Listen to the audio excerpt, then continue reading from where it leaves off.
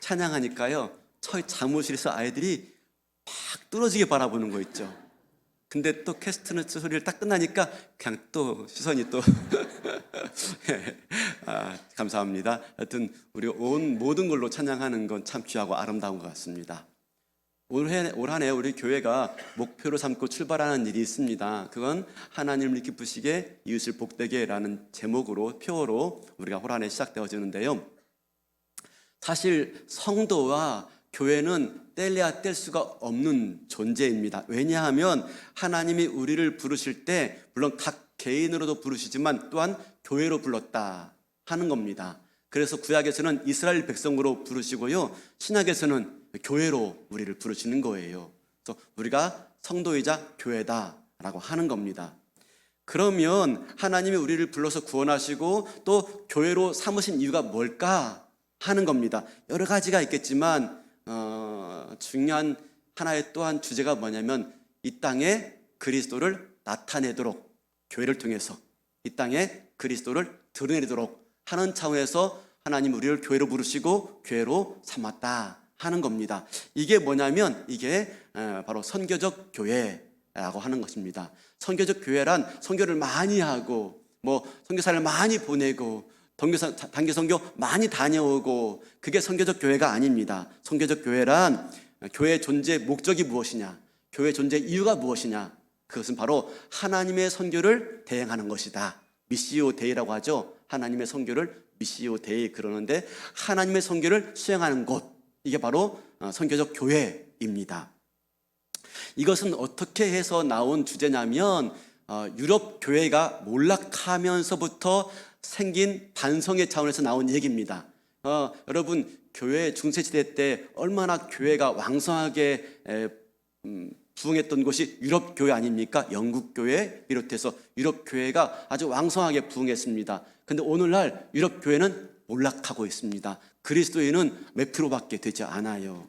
왜 이렇게 왕성했던 유럽의 교회가 하루아침에 몰락하게 되었는가 라고 하는 차원에서 여러 가지 반성적 질문이 있지만 그 중에 하나가 뭐냐면 교회가 세상에 그리스도를 나타내는 일을 소홀히 했다라고 하는 반성이 나오게 된 겁니다.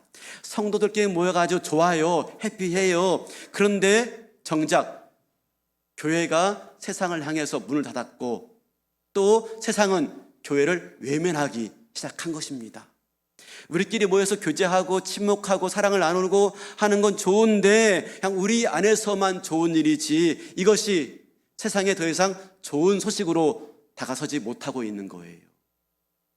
교회가 존재하는 이유가 선교적 교회, 세상에 그리스도를 소개하고 그리스도를 나타내야 되는데 그만 그 사명을 잃어버린 것이지요. 그 결과 오늘날 세상은 교회를 외면하기 시작했고 그리고 유럽의 교회가 몰락한 것처럼 점점점 몰락하고 있는 겁니다. 그래서 요즘엔 영국을 피선교지다라고 말합니다. 사실 선교 국가였어요. 전 세계에 선교사를 보내던 국가였지만 오늘날에는 동남아시아 그리고 아프리카 이어서 유럽도 영국도 선교지가 되고 있어요. 이것은 무엇이냐면 바로 교회로서의 선교적 사명을 놓쳤기 때문에, 세상에 그리스도를 나타내는 교회로서의 존재 이유와 목적을 놓쳤기 때문에 발생한 것이다 라고 하는 것입니다. 근데 이것은 단지 유럽 교회만이 문제가 아닙니다. 오늘날 한국 교회도 그런 위기 가운데 처해 있는 것입니다. 이제 코로나 이후에 교회 문을 닫는 교회들이 점점점 많아지기 시작했습니다. 그리고 많은 성도들이 이제 교회를 떠나가고 교회는 이제 빈 예배당이 되어져 가고 이제 머지않아 한국에도 수많은 교회들이 다른 건물로 아마 그렇게 팔리게 될 위기 가운데 지금 놓여 있는 게 한국 교회의 현실입니다. 왜 이런 문제가 발생했느냐라고 하는 겁니다. 세상에 그리스도를 나타내는 역할들을 잘 감당하지 못하고 우리끼리만 좋은 걸로 만족했기 때문에 그렇다라고 하는 것입니다. 그렇습니다. 우리가 좋은 교회를 이루는 거 참 중요해요. 그러나 그와 못지않게 교회의 본질과 사명을 잃지 않는 것이 중요하다라고 하는 것입니다. 그런 차원에서 그럼 어떻게 교회가 세상 가운데 그리스도를 나타내며 이 교회가 부름받은 본질적 사명을 놓치지 않는 길이 무엇일까 하는 차원에서 오늘 말씀을 좀 살펴보면서 그에 대한 대안들을, 또 답들을 찾아보기를 원합니다. 오늘 비유는 사마리아인의 비유예요. 잘 아는 비유죠. 사마리아인의 비유. 이렇게 시작되어집니다. 30절 볼까요? 30절. 예수께서 대답하여 이르시되 어떤 사람이 예루살렘에서 여리고로 내려가다가 강도를 만나매 강도들이 그 옷을 벗기고 때려 거의 죽은 것을 버리고 갔더라. 예루살렘에서 여리고로 내려갔다라고 말하는데 실제로 여리고는 낮은 지형에 위치해 있습니다. 그리고 예루살렘은 높은 지형에 위치했기 때문에 한 27km를 비탈진 길을 내려가야 되는데 그 길이 매우 험합니다. 아주 어두컴컴하고요. 그래서 그 길에는 동굴도 많고 바위산도 많은 지형입니다. 그러다 보니까 자연스럽게 그곳에 도적대들이 들끓고 강도들이 출몰하는 곳입니다. 그래서 예루살렘에서 여리고로 내려가는 길을 일명 피의 길이라고 불렀습니다. 피의 길. 그만큼 강도들이 많이 출몰하는 곳이다라고 하는 것이지요. 이런 길을 혼자 여행한다는 건 매우 위험스러운 일인데, 그래서 여럿이 동행하고 내려가는 길인데 어찌 되던 일인지 오늘 본문에 보니까 한 사람이 강도를 만나서 거의 죽게 되었다라고 말합니다. 이 표현이 중요합니다. 거의 죽게 되었다. 그러니까 아직 죽지는 않았지만 겉으로 볼 때는요 죽은 시체처럼 보이고 있는 거예요. 이게 관건이에요. 근데 그 거의 죽게 된 사람을 보고 누가 지나갑니까? 첫 번째로 제사장이 지나가고 있어요. 두 번째로 누가 지나가죠? 레위인이 지나가요. 우리가 그걸 볼 때 참 매정하다, 어떻게 그럴 수가 있냐, 죽게 된 사람을 그냥 지나치다니 너무하다라고 생각할 수 있지만 이 제사장과 레위인들을 좀 살펴보면 이해가 돼요. 민수기에 보면은 죽은 시체를 만진 자는 부정케 되어서 7일 동안 격리되어야 되고 제사 업무를 관장할 수 없게 된 겁니다. 그러니까 레위인이나 제사장은 제사 업무를 섬겨야 될 사람인데 죽은 시체를 만지면 부정케 되어서 격리되어야 되기 때문에 그들이 그걸 외면하고 지나갔던 거예요. 그런데 한 가지 더 알아야 할 것은 무엇이냐면 그래 그럴 수 있어 라고 생각할 수 있지만, 그러나 아이러니하게도 제사장과 레위인은 이런 자들을 도울 의무가 있어요. 먼저 제사장은 그 마을에 병이 생기거나 병든 자가 있으면 항상 제사장 앞에 나와가지고 확인받아야 되고, 그래서 이게 전염병이면 격리돼야 되고, 다 나으면 와가지고 검사받아야 되고, 그래서 이 제사장은 당시 공중 보건이 같은 역할을 했어요. 레위인들은 또 어떤 사람들이냐면 가난한 자들, 궁핍한 자들을 도와주고 구제해준 역할들을 했어요. 그렇기 때문에 이 제사장과 레위인은 이 강도 만난 자를 또 외면할 처지가 아니에요. 그들을 살펴야 될 위치가 있습니다. 근데 왜 지나갔죠? 레위인과 제사장은 뭐가 더 중요했어요? 자기에게 주어진 그런 의무보다도 제사를 섬기는 게 더 중요했던 거예요. 그걸 더 중요한 가치를 여겼기 때문에 병든 자나 가난한 자를 외면하고 그만 지나가게 된 것이죠. 그 다음 이어서 누가 그 강도 만난 자를 만나게 되었죠? 누가 지나가게 되었죠? 선한 사마리아인이 만나게 된 겁니다. 여러분 아십니까? 유대인들에게 있어서 사마리아인 그러면 철천지 원수였어요. 원수. 심지어는 개나 돼지같이 사람으로 취급도 안 했어요. 그래서 어릴 적부터 유대인들은 사마리아인 그러면 아주 사람 취급도 안 하는 그런 상태였습니다.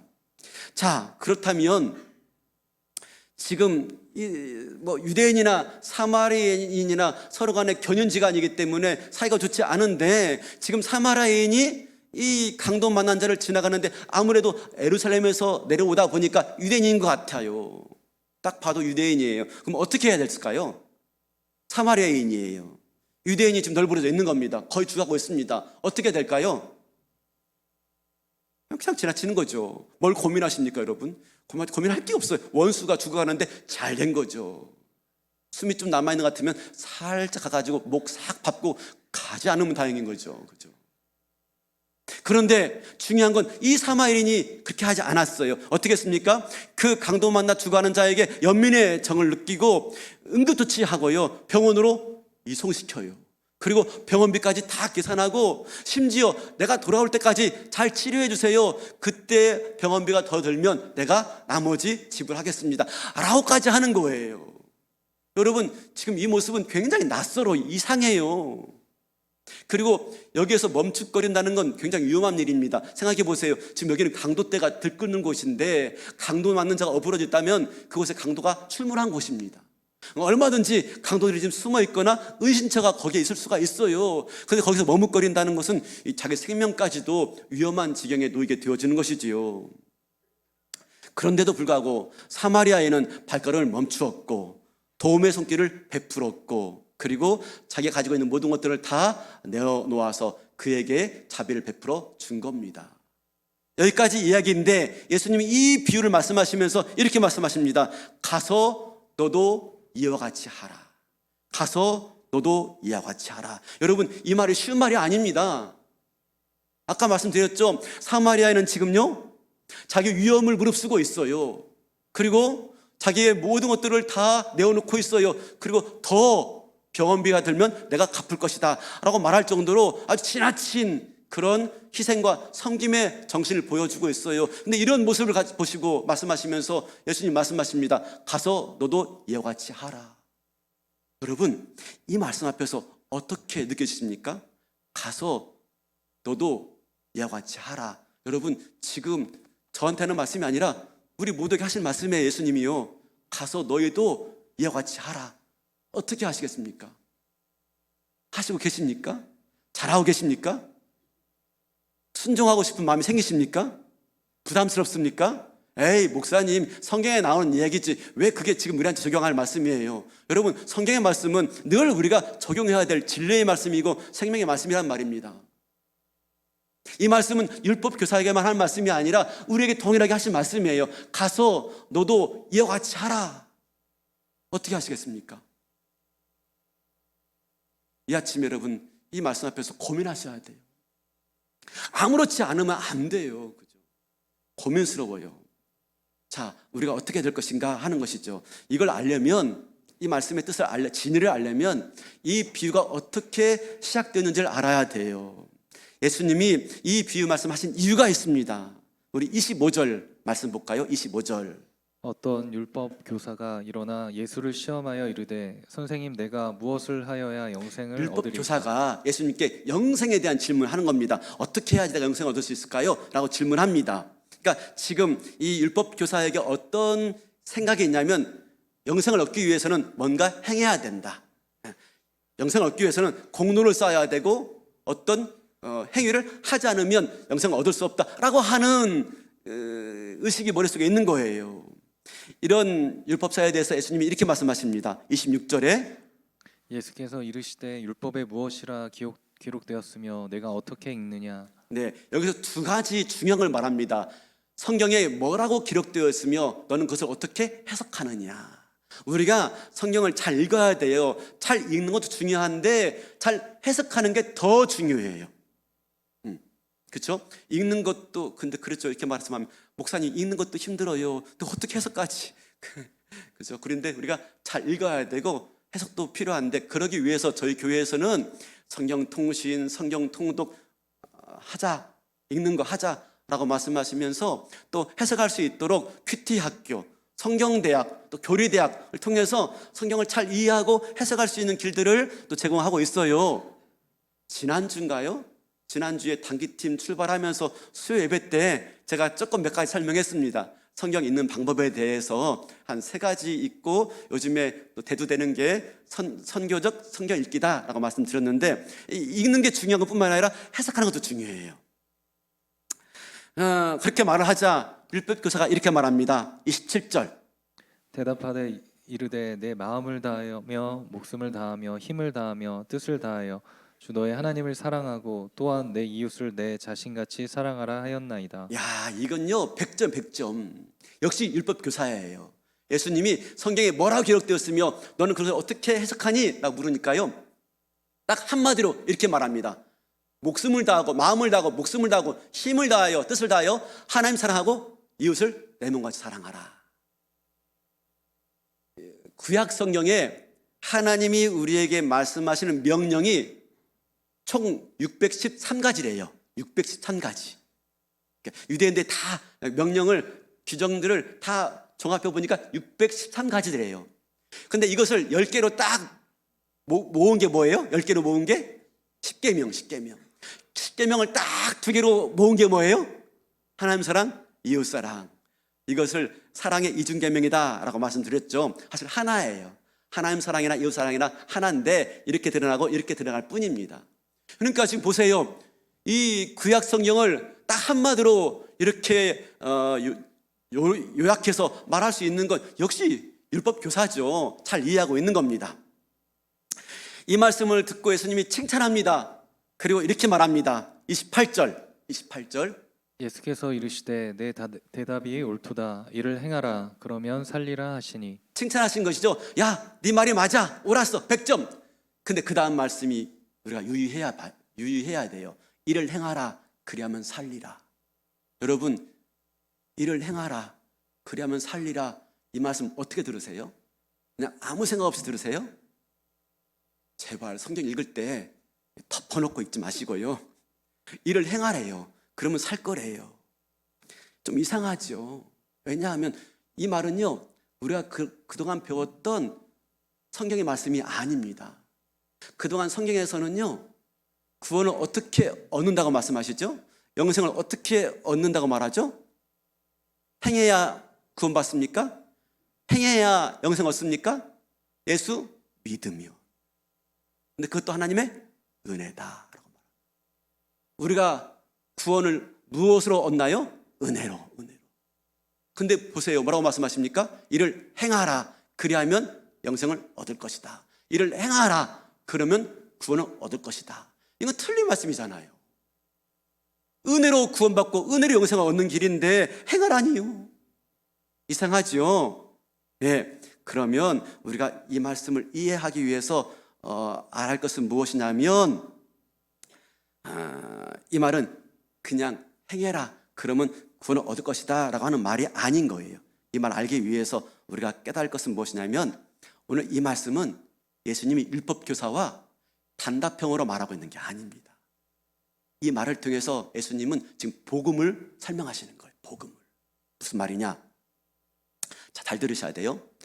그러면 지금 이 사마리아인의 비유에서 강도 만난 자가 나오고 선한 사마리아인이 나옵니다. 이건 비유예요, 비유.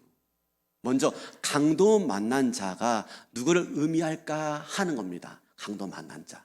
강도 만난 자는 1차적으로 그쵸? 네, 어려운 자, 가난한 자, 병든 자, 이 시대에 소외된 자, 외국인 근로자, 미혼모, 고아 이런 사람들을 강도 만난 자라고 말할 수가 있어요. 이 시대에 가난한 자들 말입니다. 없는 자들. 근데 더 본질적으로 말한다면 여기서 강도 만난 자는 누구를 의미하냐면 바로 우리 자신을 의미하고 있는 겁니다. 온 시대에 역사 속에서 오고 오는 모든 시대에 바로 우리가 강도 만난 자다라고 말씀하고 있는 겁니다. 우리가 누구였어요? 저 길바닥에 널브러져 가지고 죽어가던 자들이었어요. 우리가 최종적으로 사망 선고만 남겨준 채 그냥 가녀린 호흡으로 연명하는 그런 자들이었어요. 겉으로 볼 때 영락 없는 죽은 자였어요. 근데 제사장도 레위인도 그냥 지나가요. 그를 구원하지 못해요. 제사장이나 레위인은 누굴 상징합니까? 구약의 율법을 말씀하고 있는 겁니다. 구약의 율법으로 저 죽어가는 자를 구원할 수 없더라 라고 하는 걸 말씀하고 있는 것이죠. 그러면 누가 이 강도 만난 자를 구해주죠? 누구죠? 사마리아인. 여기서 등장하는 사마리아인이 누굴 비유할까요? 바로 우리 예수님을 의미하고 있는 겁니다. 실제로 유대인들은 예수님을 뭐라고 불렀어요? 우리 요한복음 8장 48절 보겠습니다. 유대인들이 대답하여 이르되 우리가 너를 사마리아 사람이라 또는 귀신이 들렸다 하는 말이 옳지 아니하냐. 지금 종교 지도자들이 예수님 보고 뭐라고 말합니까? 넌 사마리아인이야. 넌 귀신 들린 자야. 미안합니다. 이쪽을 향해가지고 이쪽도 한번 해야죠. 그죠? 넌 사마리아인이야. 넌 귀신 들린 자야. 라고 지금 말씀하고 있는 거예요. 무슨 말이냐면 예수님은 당시에 유대인들로부터 조롱받고 멸시받는 상태였어요. 사마리아인처럼 개, 돼지 취급 받고 있었어요. 바로 사마리아 사람은 그 당시에 유대인들로부터 조롱과 멸시와 천대를 받는 예수님을 암시하고 있는 거죠. 사랑하는 성도 여러분, 우리의 구원은 그렇게 이루어진 겁니다. 거의 죽을 지경에 있었습니다. 길바닥에 널브러져 가지고 아무도 바라보지 않고 외면하는, 율법도 그 무엇도 나를 구원할 수 없는, 근데 선한 사마리아인처럼 조롱과 멸시와 천대를 받아가면서 십자가에서 못 박혀 죽으신 그 예수님의 사랑과 희생으로 말미암아 우리가 구원받게 된 줄로 믿습니다. 그걸 지금 말씀하고 있는 것이죠. 내가 바로 강도 만난 자이고, 바로 예수님이 우리를 구원하신, 멸시와 천대와 조롱 가운데 십자가 지신 예수님이 바로 선한 사마리아인 모습으로 제시되고 있는 겁니다. 여러분, 아까 말씀드렸죠. 유대인과 사마리아인은 철천지 원수였다고요. 원수. 사실 우리가 하나님과 원수 관계였어. 원수 관계. 로마서 5장 10절 볼까요? 이렇게 말씀하고 있습니다. 곧 우리가 원수 되었을 때에 그의 아들의 죽으심으로 말미암아 하나님과 화목하게 되었은즉 화목하게 된 자로서는 더욱 그의 살아나심으로 말미암아 구원을 받을 것이니라. 유대인과 사마리아인은 원수입니다. 그렇기 때문에 사마리아인이 굳이 죽어가는 유대인 구할 이유가 없어요. 우리가 하나님과 원수 되었던 존재예요. 원수. 하나님이 굳이 원수인 우리를 구원할 이유가 없어요. 근데 원수까지 사랑하신 하나님의 사랑, 그걸 지금 보여주고 있는 것이죠. 우리가 하나님 외면했고요, 하나님 무시했고 하나님 버렸습니다. 원수 관계였어요. 근데 원수까지 사랑하시는 하나님의 사랑, 원수인 유대인까지 구원하러 다가간 그는 선한 사마리아인 보여주고 있는 것이지요. 여러분, 원수를 위해서 자기 아들까지 내어주는 사람이 있습니까? 원수를 구원하시기 위해서 자기의 생명까지 내놓는 사람이 있습니까? 불가능하죠. 근데 그런 사랑과 그런 섬김을 뭐라고 말합니까? 그걸 자비, 긍휼이라고 말합니다. 자비, 긍휼. 그러니까 하나님의 자비하심, 하나님의 긍휼하심이 십자가에서 나타난 거죠. 37절을 보니까요, 이 세 사람 중에 누구냐라고 말하니까 이 율법사가 이렇게 말합니다. 자비를 베푼 자입니다. 제사장이라고 말하지 않고 레위인이라고 말하지 않고 선한 사마리아라 말하지 않아요. 왜? 선한 사마리아인이라고 말하는 것조차도 싫은 거예요. 그러니까 사마리아인이라고 말하지 않고 뭐라고 말합니까? 자비를 베푼 자입니다. 두루뭉실하게 선한 사마리아인이라고 말하기엔 좀 자존심 상하는 겁니다. 그래서 자비를 베푼 자입니다 라고 말합니다. 근데 이게 답입니다. 답. 자비를 베푼 자. 그게 그리스도이시고요, 그리스도를 따르는 제자의 삶은 바로 자비를 베푸는 자입니다. 자비를 베푸는 자. 34절 이하에 보면은 이 사마리아인은 자기가 가진 것을 다 내어주어서 치료하고 회복시킵니다. 여러분, 이것은 일반적인 모습이 아니에요. 또 돌아올 때까지 다 회복시켜 주세요. 병원비 들면 내가 더 드릴게요. 이건 지나친 모습이에요. 일반적인 모습이 아니라니까요. 근데 왜 이렇게 이 사마리아인의 이 섬김을, 자비를 이렇게 지나치게 표현했을까요? 지나치게. 너무 지나치잖아요. 왜 이렇게 표현했을까요? 바로 우리를 향하신 그리스도의 자비와 긍휼하심이 지나친 거예요. 지나친 거. 하나님이 우리를 향하신 그 사랑과 긍휼을 지나친 거예요. 그 지나침을 이렇게 표현하고 있는 것입니다. 지나침. 예수님은 우리를 불쌍히 여겨 주셔서요, 자기의 모든 걸 다 팔아서 우리를 구원해 주었어요. 지나치도록 우리를 사랑해 주셔가지고 자기 몸 내어주셔서 우리를 구원해 주신 거예요. 근데 그뿐만 아닙니다. 어떻게 하십니까? 성령님까지 보내주셔가지고 우리와 함께 하시고 마지막 승리의 날까지 동행해 주시겠대요. 지나친 거죠. 지나친 거. 우리가 얼마나 하나님과 원수되었습니까? 우리가 얼마나 하나님께 범죄하고 우리가 얼마나 하나님께 배신했습니까? 근데 그걸 다 외면하시고 그걸 다 잊어버리시고 지나친 사랑을 베풀어 주신 하나님의 사랑이 여기에 드러나 있는 것이지요. 그러므로 이 지나친 사마리아인의 자비와 긍휼은 지나치신 하나님의 자비와 긍휼을 보여주고 있는 겁니다. 그러면 이제 우리가 답을 내려야 돼요. 가서 너도 이와 같이 하라. 이 말씀을 어떻게 해야 될까요? 가서 너도 이와 같이 하라. 다시 율법 교사와 예수님의 대화를 볼 텐데요. 27절 볼까요? 27절. 대답하여 이르되 내 마음을 다하며 목숨을 다하며 힘을 다하며 뜻을 다하여 주 너의 하나님을 사랑하고 또한 내 이웃을 내 자신같이 사랑하라 하였나이다. 이 말에 대해서 예수님 칭찬하시죠? 28절 이렇게 말합니다. 예수께서 이르시되 내 대답이 옳도다. 이를 행하라. 그리하면 살리라 하시니. 네 대답이 맞아. 정말 하나님 사랑하고 이웃 사랑해야 돼. 잘했어. 그대로 해. 그럼 너가 영생을 얻을 수가 있어. 이 말일까요? 여러분, 율법교사는요, 율법을 달달달 외워서 잘 알고 있어요. 단 두 마디로도 요약할 수 있는 천재예요, 천재. 그런데 율법은 잘 알고 있지만, 구약의 말씀을 잘 알고 있지만, 단 두 마디로 요약할 수 있는 천재이지만, 그는 모르는 게 하나 있어요. 뭘 몰라요? 자기를 몰라요, 자기를. 율법을 잘 알아요. 단 두 마디로 요약할 수가 있어요. 근데 자기를 몰라. 왜 뭘 몰라요? 네, 자기가 어떤 사람인지를 몰라요. 여러분 보세요. 내가 율법을 잘 안다고 행할 수 있어요? 율법을 분명히 잘 깨닫는다고 단 두 마디로 요약해낼 정도로 율법을 잘 안다고 행할 수 있어요? 아니죠. 율법교사는 율법은 잘 알지 모르지만 자기를 몰라. 우리가 안다고 선을 행할 수 있는 사람이 아닙니다. 무엇이 선인지 무엇이 악인지 우리가 몰라서 악을 저질러요? 다 알아요. 근데 뭐가 안 되죠? 선을 행할 능력이 아예 없어요. 우리는 고장나 버렸다니까요. 불가능한 존재입니다. 전적 타락, 전적 부패, 이게 우리의 본질입니다. 근데 뭐라고 말합니까?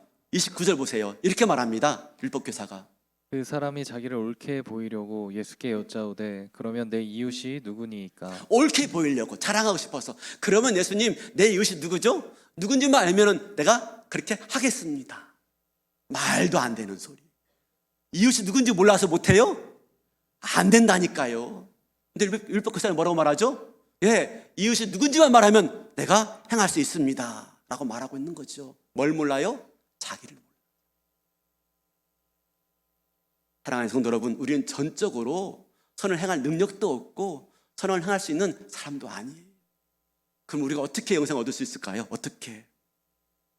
중요한 것은 영생을 무엇을 통해서, 무엇을 해서 얻을 수 있는 게 아니라, 그죠? 중요한 것은 영생에 대한 구원의 감격과 기쁨이 있는가 하는 거예요. 구원의 기쁨과 감격이 있는가. 내가 보고만 해서 하나님 허락하신 구원의 은혜와 감격이 있느냐 하는 게 중요하다니까요. 그걸 알 때 내 안에 구원의 감격과 구원의 은혜가 넘칠 때 비로소 우리가 자비를 행하고 긍휼을 행하고 선을 베풀 수 있는 힘이 생기는 거죠. 우리가 알아서 하는 게 아니라 내 안에 구원의 감격과 은혜가 넘칠 때 그게 가능한 거예요. 이번에 그 단계 선교를 갔는데 아까 말씀하신 마지막 지역이 방카시난 지역인데 산이 엄청 커요. 지리산? 태백산맥? 좀 되는 것 같아요. 어마어마하게 커요. 산이요. 깊어요. 한참을 들어갔어요. 그러니까 마을이 하나 딱 나오더라고요. 근데 그게 원주민 마을이에요. 저 필리핀 북부에 살고 있던 종족인데 쫓겨나가지고 들어와 살고 있어요. 근데 따갈로 쓰지 않아요. 다른 언어 쓰고 있는 사람들이에요. 거기 학교 갔고 방문해서 저희가 이렇게 전도도 하고 성경학교 했는데 선교사님이 그렇게 말씀하시는 거예요. 여러분들, 우리가 갔다고 해서, 우리가 전한다고 해서, 복음 전한다고 해서 그분들이 예수 믿는 거 아니에요. 분명히 여러분들 전도하면 내 교회 가겠다고 할 겁니다. 근데 오지 않아요. 필리핀 사람들은요, 앞에서 거절 안 한답니다. 이따 교회 오세요. 그러면 갈게요. 그런데요. 왜? 우리 그러잖아요. 충청도 그러잖아요. 교회 오세요. 그러면 그류? 그건 달라요. 그죠? 그류하고 간단함하고는 달라요. 오해하지 마세요. 우리한테 주의를 두더라고요. 그러면서 그 전도 집회 할 때마다 선교사님이 영어로 말하기 때문에 제가 잘 듣지는 않지만 대충 그래요. 여러분들, 한국에서 이분들이 왜 온 줄 아십니까? 이 지금 한 번도 한국인이 온 지가 대가 아니에요. 왜 온 줄 아십니까? 그분들이 예수님 알고 예수님을 만난 기쁨과 감격 때문에 그 예수님 전하고 싶어하는 마음 가지고 나온 겁니다 하는 겁니다. 우리가 전한 말 때문에 예수 믿는 게 아니라 우리가 왜 왔을까를 상기시키는 겁니다. 저 사람들이 왜 왔을까? 그렇죠? 저들 안에 구원의 기쁨과 감격과 즐거움이 있으니까 그걸 나누고 싶은 마음 가지고 온 거 아니겠습니까? 여러분도 그 예수님 만나길 바랍니다 하는 차원으로 우리를 소개하더라고요. 여러분, 우리가 자비를 어떻게 행해요? 우리가 긍휼을 어떻게 행해요? 구원받은 은혜와 감격과 기쁨 가운데 있을 때 우리가 그걸 감격과 그 즐거움과 기쁨을 주체하지 못할 때 우리 마음 가운데, 우리 삶 가운데 나타나는 것이 바로 자비이고 긍휼이고 섬김이고 사랑이다라고 말씀하고 있는 것입니다. 가서 너도 이와 같이 하라. 구원의 감격과 즐거움 가운데 있다면 그렇게 하지 않고서는 못 배긴다, 배길 수가 없다 하는 말씀인 것입니다. 그러므로 오늘 우리가 이 사마리아인처럼 오신 예수님, 그죠? 그 예수님이 나를 구원해 주신 그 사랑의 은혜에 대한 대속의 기쁨과 감격 가지고 우리가 세상에 그리스도를 나타내는 일에 쓰임 받는 저와 여러분 될 수 있길 바라겠습니다. 우리 교회 될 수 있길 바라겠습니다. 여러분, 진짜 기독교인과 가짜 기독교인을 구분하는 길이 뭔지 아십니까? 진짜 기독교인과 가짜 무늬만 크리스찬을 구분하시는 길이 뭔지 아십니까? 교회에 나오는 거요? 성경 말씀 좀 안다는 거요? 아닙니다. 내 삶에 자비가 있는가, 긍휼이 있는가, 사랑이 있는가.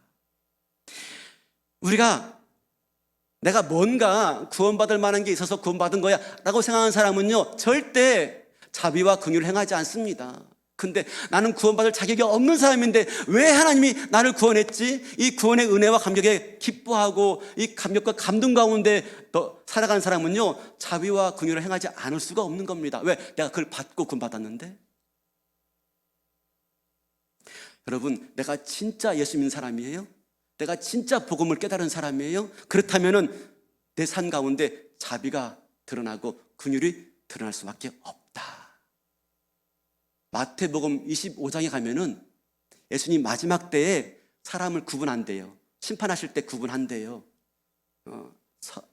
의인과 악인을 구분한다고 합니다. 마치 양과 염소를 구분하듯이 의인과 악인을 구분한대요. 마지막 때에. 근데 이 마지막 때 의인을 딱 구분해 놓고 이렇게 말씀하세요. 마태복음 25장 34절, 35절, 36절 한번 읽어보겠습니다.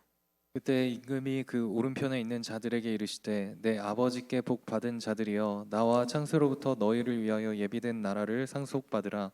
내가 줄일 때에 너희가 먹을 것을 주었고 목마를 때에 마시게 하였고 나그네 되었을 때에 영접하였고 헐 벗었을 때에 옷을 입혔고 병들었을 때에 돌보았고 옥에 갇혔을 때에 와서 보았느니라. 무슨 말씀하고 있죠? 지금 구원받을 자를 모아놓고 말합니다. 니들이 이렇게 자비와 긍휼을 베풀어 주었어. 우리 삶 가운데 그런 모습이 있는 자가 진정한 그리스도인이고 구원받을 자다라고 말씀하고 있는 것입니다. 결과적으로 그 긍휼과 자비와 은혜를 받은 자는 그걸 베풀지 않고는 견딜 수가 없다는 거예요. 오늘 우리에게 주어진 한 해가 있습니다. 하나님이 저와 여러분에게 주신 교회로서의 부르심과 소명이 있습니다. 그건 뭐냐면 세상 가운데에서 그리스도를 증거하는 것, 세상 가운데서 그리스도를 나타내는 것, 그 모습은 다른 게 아닙니다. 구원받은 은혜와 감격 가운데 이웃들에게 자비를 베풀고 사랑을 베풀고 선을 베풀고 그들을 불쌍히 여기며 그들과 함께하는 모습, 바로 그 모습이 우리가 이 땅 가운데 부름받은 이유이고 바로 그 모습으로 세상 가운데 그리스도를 소개하는 성도이고 교회가 되는 줄로 믿습니다. 그 사명 잘 감당하시는 구원받은 은혜와 감격 가운데 살아가시는 저와 여러분 되시기를 주님의 이름으로 축원합니다.